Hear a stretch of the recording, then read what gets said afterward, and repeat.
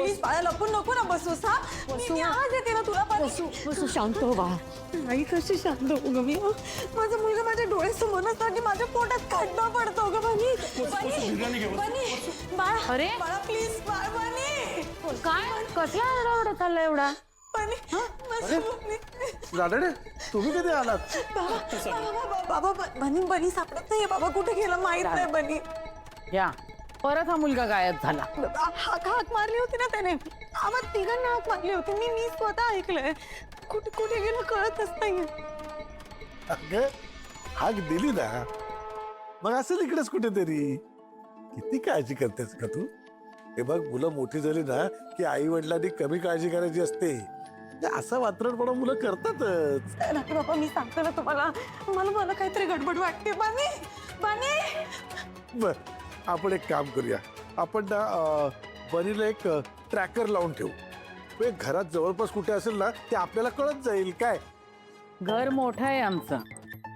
कोण कधी आलं कुठे गेलं ते कळत नाही पटकन म्हणून. नाही माझे हात पाय थंड पडतात आई मला माझं बनी हवंय ग वसुंधरा अगं रडू नकोस. हे बघ असेल बनी इकडेच कुठेतरी. नाही बाबा मी तुम्हाला सांगते ना मला माहिती आहे माझं बनी घरात नाहीये मी सगळीकडे शोधलं त्याला बाबा बनी कुठेच मिळत नाहीये. ठीक आहे रडारड करते ही. आम्ही पण 3 मुलं वाढवली. प्रत्येकाईला मुलाची काळजी असते पण म्हणून काय नजरेसमोरून हलूच द्यायचं नाही. सांगितलं ना असेल इकडेच कुठेतरी. ए बनी बनी अरे बाबा ये लवकर बाहेर. हे बघ तुझी आई रडते.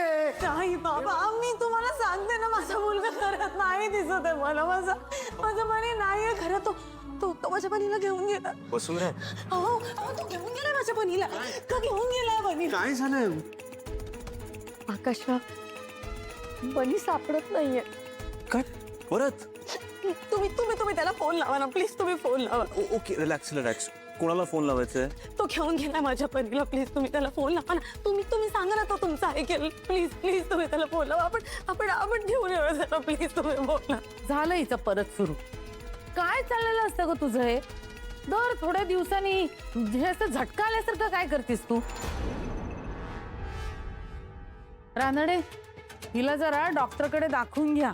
हा दर 4 दिवसांनी घरासमोर हे असे धिंगाणे. लाज वाटते आम्हाला 4 लोकांमध्ये. नाही वहिनी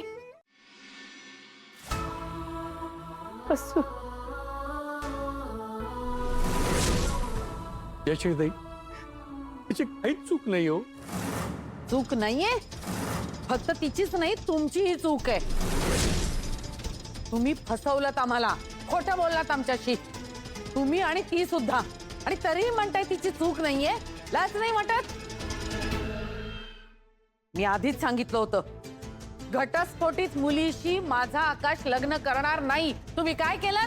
तुम्ही खोटं बोललात आमच्याशी.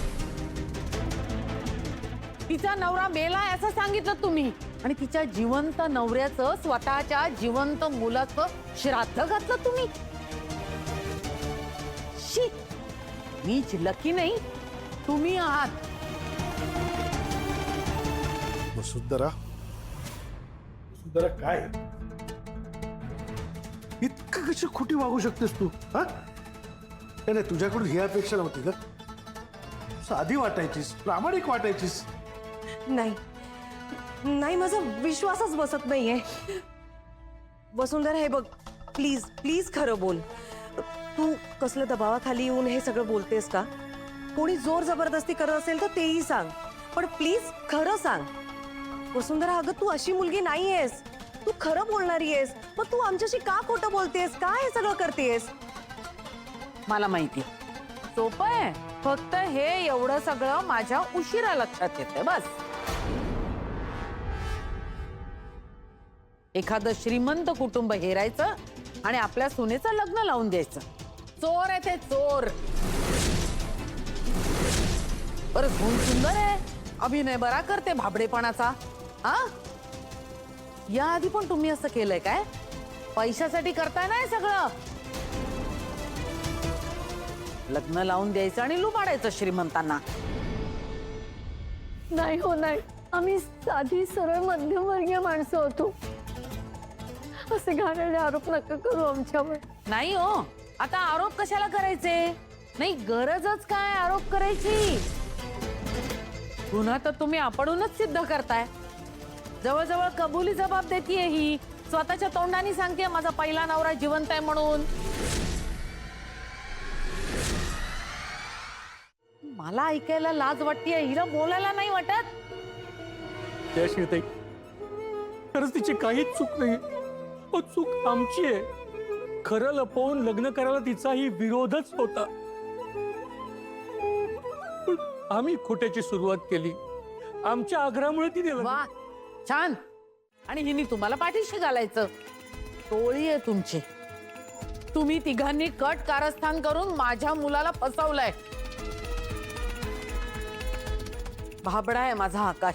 त्यांनी तुमच्या लेकीला पत्करलं, तिच्याशी जुळवून घ्यायचा प्रयत्न केला, तिच्याशी प्रामाणिकपणे वागला तो. पण तुम्ही काय केलं? तुम्ही फसवलं त्याला. आणि विचार करा, जो मुलगा कायम तुम्हाला मदत करतो, तुमच्याशी प्रेमाने वागतो, तुमच्यावर पाण्यासारखा पैसा खर्च करतो, त्याला फसवलं तुम्ही.